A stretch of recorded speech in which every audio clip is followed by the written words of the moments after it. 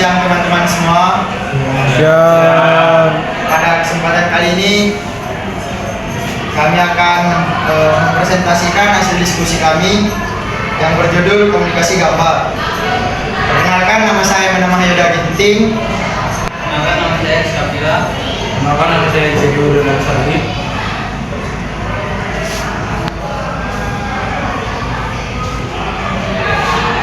Baik, sini saya akan mempresentasikan.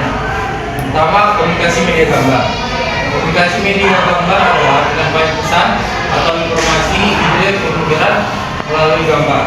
Gambar melengkapi bahasa lisan dan tulisan dalam kaitan menjelaskan keberadaan suatu objek.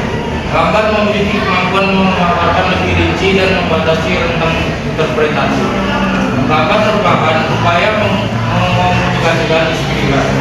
Ide atau gagasan yang diwujudkan dalam diagram dan gambar akan memudahkan orang untuk menguraikan, menjelaskan, dan memaparkan gagasan. Jenis-jenis komunikasi media gambar pertama ada fotografi. Fotografi melibatkan penggunaan kamera untuk merekam gambar statis. Fotografi digunakan secara luas media untuk menyampaikan informasi, menyampaikan emosi, dan menciptakan gambar visual. Kedua, ilustrasi dan desain grafis. Ilustrasi dan desain grafis melibatkan pembuatan gambar atau grafik menggunakan alat digital atau tradisional. Ini dapat mencakup ilustrasi ilmiah, desain logo, poster, dan banyak lagi. Tiga, infografi. Infografi adalah representasi visual dari informasi atau data kompleks. Mereka menggunakan elemen grafis seperti diagram dan icon untuk membuat pemahaman data jumlah. 4. Animasi. Animasi adalah serangkaian gambar bergerak atau gambar yang disusun secara berurutan untuk menciptakan ilustrasi gerakan. Animasi digunakan dalam bentuk video pendek, iklan, dan konten media lainnya. 3. Meme. Meme adalah gambar atau ilustrasi yang biasanya disertai dengan teks dan memiliki karakter humoristik atau satir. Meme sering digunakan untuk menyampaikan pesan dengan cara yang ringan dan dapat merujuk pada tren atau peristiwa terkini. 6. Gambar bergerak atau GIF. Gambar bergerak atau GIF adalah gambar yang memberikan efek gerakan tanpa memerlukan pemutaran video penuh. GIF sering digunakan untuk menyampaikan reaksi atau memikirkan secara berbeda. 7. Video. Video adalah kombinasi dari gambar dan suara bergerak. Video dapat digunakan untuk menceritakan cerita, memberikan tutorial, menyampaikan informasi, atau hiburan. Platform media sosial dan situs web menyediakan peluang yang signifikan untuk berbagai konten video. 8. Peta dan diagram. Peta dan diagram adalah jenis visualisasi yang digunakan untuk menyajikan informasi spasial atau struktural. Mereka sering digunakan dalam peta geografis, diagram alur proses, dan presentasi data kompleks lainnya. 9. Gambar medis. Gambar medis seperti gambar sinar X, CT scan, dan gambar medis lainnya digunakan dalam konteks medis untuk mendukung diagnosis dan pengobatan. 8. Sketsa dan lukisan. Sketsa dan lukisan dapat digunakan untuk menyampaikan ide, suasana, atau keadaan tertentu dengan gaya artistik. Mereka dapat ditemukan dalam seni arsitektur atau ilustrasi konseptual. Selanjutnya dan konsep. Komunikasi visual. Komunikasi visual merupakan sebuah rangkaian proses penyampaian pesan atau maksud tertentu kepada pihak lain dengan penggunaan media penggambaran yang hanya terbaca oleh indera penglihatan. Bentuk komunikasi visual bisa bersifat eksplisit atau memakai bahasa isyarat dan menggunakan mediator yang lazim disebut media komunikasi visual. Komunikasi visual merupakan payung asal berbagai kegiatan komunikasi yang memakai unsur rupa seperti atau visual pada banyak media, percetakan atau grafika, luar ruang, bahkan baik televisi, film, atau video internet, serta lain-lain. Komunikasi visual memiliki beberapa fungsi, yaitu 1. Sebagai sarana informasi dan instruksi, 2. Sebagai sarana presentasi dan promosi untuk menyampaikan pesan, 3. Sebagai sarana identifikasi. Beberapa prinsip yang harus diperhatikan dalam komunikasi visual adalah 1. Keseimbangan. Keseimbangan adalah kesamaan distribusi dalam bobot. Mediation dengan keseimbangan cenderung berdasarkan keterkaitan bersama, kelihatan bersatu, dan perasaan prinsip titik fokus menampilkan salah satu unsur untuk menarik perhatian. Misalnya antara merek dan ilustrasi keduanya merupakan dua unsur yang saling berebut perhatian.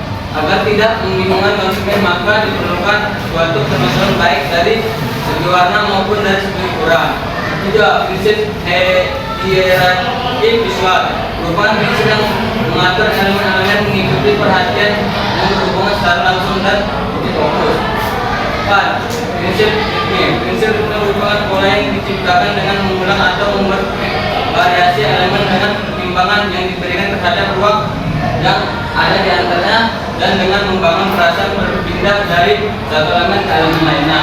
5. Prinsip satuan atau unity mengorganisasi seluruh elemen dalam suatu tampilan grafis. Untuk mencapai kesatuan, desainer harus mengerti tentang garis, bentuk, warna, tekstur, kontras, nilai, format, keseimbangan, fokus, dan ritme. Baik, selanjutnya itu komunikasi non verbal.